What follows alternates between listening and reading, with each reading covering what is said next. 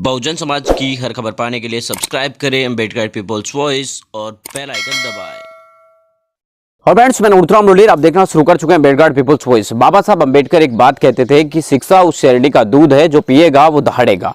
इसके अलावा महात्मा ज्योतिबा फूले से लेकर माता सावित्रीबाई फूले, मान्यवर साहब काशीराम जी तक तमाम हमारे बहुजन समाज के महापुरुषों ने हमेशा एक ही बात हम लोगों को सिखाई और वो थी शिक्षा।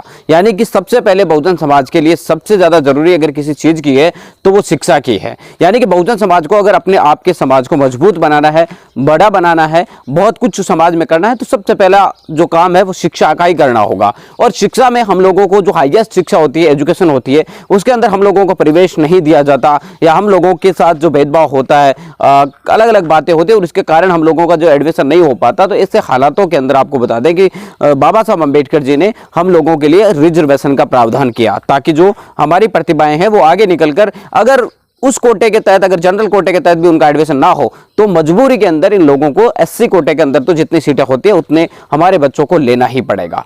इसीलिए आपको बता दें कि रिजर्वेशन की जो है पॉलिसी लागू की गई है। लेकिन आपको मैं बताना चाहता हूं कि राजस्थान के अंदर अभी अभी हाल ही में बोर्ड परीक्षाओं के परिणाम आए हैं, जिसमें कला, विज्ञान, वाणिज्य, ये तीनों जो 12वीं की संख्या है इनके अलग अलग रिजल्ट आए और 10वीं बोर्ड का नतीजा जो है अभी आना बाकी है।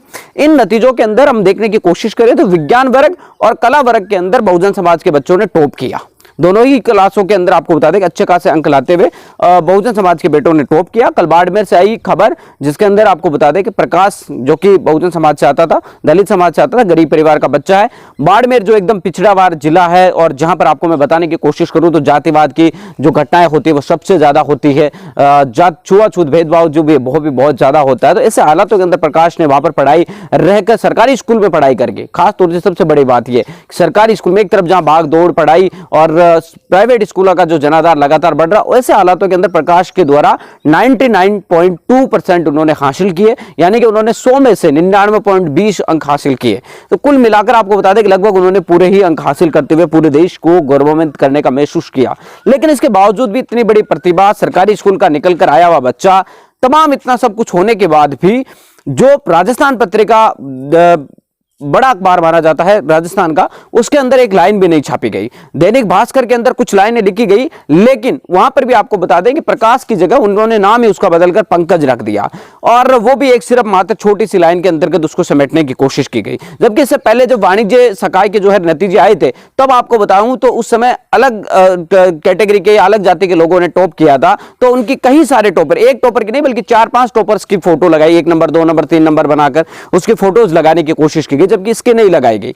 यहां पर देखने की और समझने की बात है। और हमारी जो वेबसाइट है www.बहुजनबोलेगा.com, जो आप हमारे नीचे देख पा रहे हैं, इस वेबसाइट पर हमने ये खबर चलाई। इस खबर को पूरे वर्ल्ड वाइड अगर हम देखने की कोशिश करें तो सुबह तक 2 लाख से भी ज्यादा लोगों तक ये रीच हो चुकी थी और उसके अलावा भी लगातार है इसको लोग शेयर कर रहे हैं और विश्व भर में इस खबर को पढ़ा गया।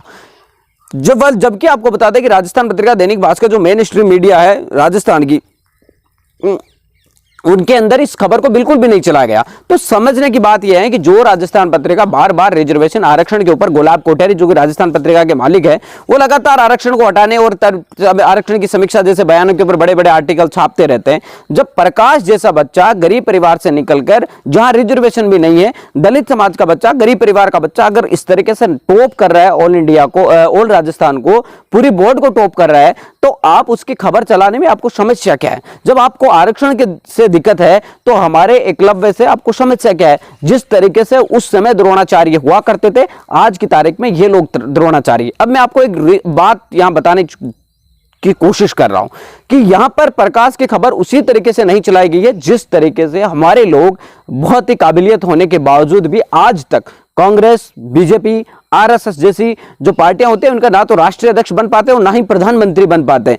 उनके पास योग्यताएं हैं, सब कुछ है, लेकिन वो फिर भी नहीं बन पाते। क्यों नहीं बन पाते? क्योंकि मुख्य धारा की मीडिया और मुख्य धारा का राजनीतिक जो दल होते हैं वो लोग आपको आगे बढ़ना नहीं देखना चाहते। अब बात आप पर आकर टिक जाती है कि 70 साल हो गए आप लोगों को, अब आप फिर भी मनवादी या मेन स्ट्रीम मीडिया पर विश्वास करेंगे या मनवादी या मेन स्ट्रीम जो पार्टियां उनके ऊपर विश्वास करेंगे तो ये आपका, या बार बार उनसे उम्मीद करेंगे तो ये आपका ओपिनियन है, या फिर आप खुद उनके बराबर समकक्ष एक बड़ा मीडिया, बड़ी पार्टी है वो उनके बड़ी खराब खड़ी करेंगे, ये आप लोगों के ऊपर डिसाइड करना है, ये आप लोगों को तय करना है कि आप बार बार उन लोगों को ही मौका देते रहेंगे, बीजेपी कांग्रेस, कांग्रेस बीजेपी, अगर इस तरीके से खेलते रहेंगे तो शायद आप लोगों का कभी भला नहीं हो सकता। मैं तो साफ तौर से कह रहा हूं, आपको समझने की जरूरत है। आज इतने साल बीतने के बाद भी ना आज तक SC ST के लोगों को जो है पार्टी का कमान नहीं सौंपी जाती, अध्यक्ष नहीं बनाया जाता, पार्टी का मेन वही होता है लीडर, वहां उनको नहीं बनाया जाता। जबकि आपको मैं कोशिश करूं तो PM की जो कुर्सी है आज 70 सालों में हम लोगों को एक बार भी नहीं मिली, क्योंकि वहां पर रिजर्वेशन नहीं है।